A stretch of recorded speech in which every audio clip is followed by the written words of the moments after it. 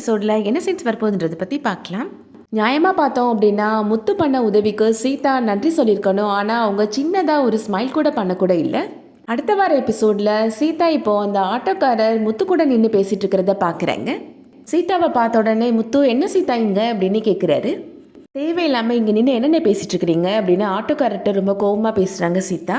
ஆட்டோக்காரர் சீதாட்ட இவரால் தாம்மா உன்னோட பிரச்சனையும் சரியாச்சு அப்படின்னு சொல்கிறாரு. என்னை மன்னிச்சிருமா, உன்னோட பணத்தை ஆள் வச்சு பிளான் பண்ணி நான் தாம்மா திருடினேன் அப்படின்னு சொல்கிறாரு அந்த ஆட்டோக்காரர். என் பொண்டாட்டி பிள்ளைகள் கஷ்டப்படுறத என்னால் பார்க்க முடியலம்மா, அதனால தான் புத்தி கெட்டு போய் இந்த மாதிரி பண்ணிட்டேன் அப்படின்னு சொல்கிறாரு அந்த ஆட்டோக்காரர்.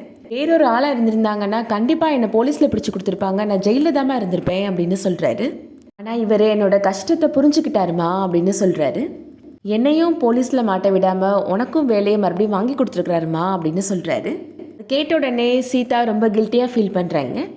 நீங்கள் பண்ண உதவிக்கு நான் நன்றி சொல்லியிருக்கணும் மாமா, ஆனால் நான் உங்களை புரிஞ்சிக்காமல் உங்கள் மேலே கோவமாக இருந்துட்டேன் மாமா அப்படின்னு சொல்கிறாங்க.